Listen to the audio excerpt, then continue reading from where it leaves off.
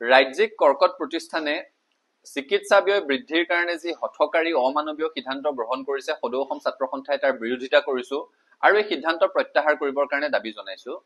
কালিৰে পৰা সংবাদ মাধ্যমত এই মাচুল বৃদ্ধিৰ তালিকা প্ৰকাশ হোৱাৰ পিছত যিসকল ৰোগী তাত চিকিৎসাধীন হৈ আছে তেওঁলোকৰ মাজত তেওঁলোকৰ অভিভাৱকসকলৰ মাজত ভুৱা দুৱাৰ সৃষ্টি হৈছে। সাধাৰণ দুখীয়া শ্ৰেণীৰ মানুহে বহন কৰিব পৰা ধৰণৰ এই ব্যয় হৈ থকা নাই। পূৰ্বে যিখন জেনেৰেল বেড 200 টকাত লাভ কৰিছিলে এতিয়া সেইখনৰ দাম 1500 টকালৈকে বৃদ্ধি কৰা হৈছে, অৰ্থাৎ 7 গুণতকৈ বেছি বৃদ্ধি পাইছে। পূৰ্বে শেয়াৰিং কেবিন এটা 2000 টকাত পাইছিলে এতিয়া 3000 টকা।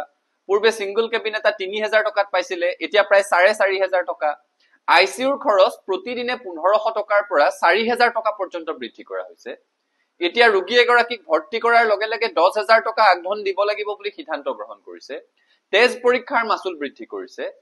কেমোথেৰাপিৰ ক্ষেত্ৰত যিটো কৰ্কট ৰোগীৰ কাৰণে অত্যন্ত প্ৰয়োজনীয় এটা নিৰ্দিষ্ট সংখ্যা পাৰ হৈ যোৱাৰ পিছত তাতো এক বৃহৎ পৰিমাণৰ মাচুল সংলগ্ন কৰি দিছে।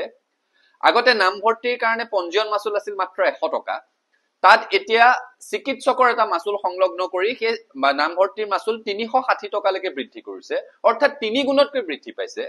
এই ধৰণে যদি 3 গুণৰ পৰা 7 গুণলৈকে চিকিৎসা ব্যয় বৃদ্ধি কৰে অসমৰ দুখীয়া শ্ৰেণীৰ মানুহে কি ধৰণেৰে ৰাজ্যিক কৰ্কট প্ৰতিষ্ঠানত চিকিৎসা লাভ কৰিব পাৰিব?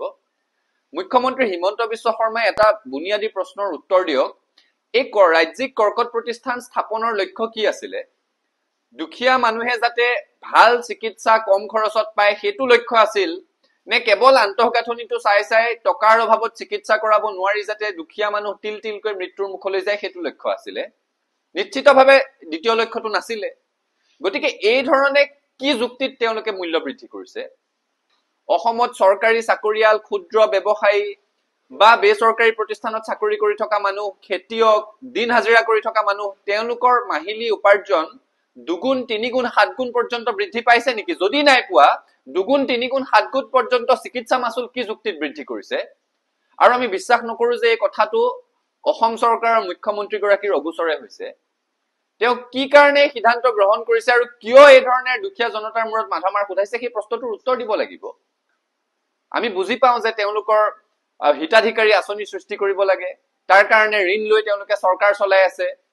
কিন্তু তেওঁলোকে ভাবক যে যিটো পৰিয়াল মাহে 1250 টকা পাবৰ কাৰণে চৰকাৰৰ মুখলৈ চাই থাকিব লগা হৈছে সেই পৰিয়ালটোত যদি কোনোবাই দুৰাৰোগ্য ৰোগত আক্ৰান্ত ৰোগী থাকে তেওঁলোকে 1500 টকাৰ পৰা 4000 টকা হোৱা আইসিইউৰ খৰচ কি ধৰণে বহন কৰিব পাৰিব?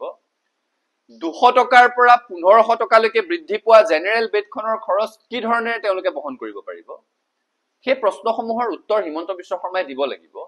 আৰু কোনো কাৰণত এই কথা মানি ল'ব নোৱাৰি এই ধৰণেৰে চিকিৎসা মাচুল বৃদ্ধিৰ সিদ্ধান্ত প্ৰত্যাহাৰ কৰিব লাগিব।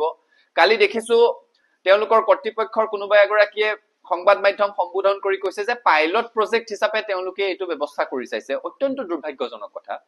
পাইলট প্ৰজেক্ট যদি কৰিবই মন আছে তেতিয়াহ'লে মাচুল হ্ৰাস কৰি তেওঁলোকে পাইলট প্ৰজেক্ট কৰি চাওক।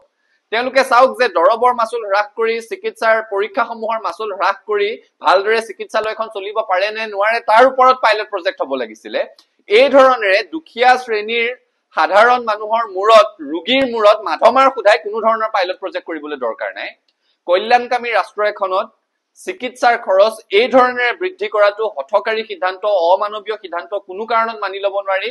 আৰু এই সিদ্ধান্ত প্ৰত্যাহাৰ কৰিবৰ কাৰণে অসম চৰকাৰক দাবী জনাইছো, মুখ্যমন্ত্ৰীগৰাকীৰ তাৎক্ষণিক হস্তক্ষেপ দাবী কৰিছো।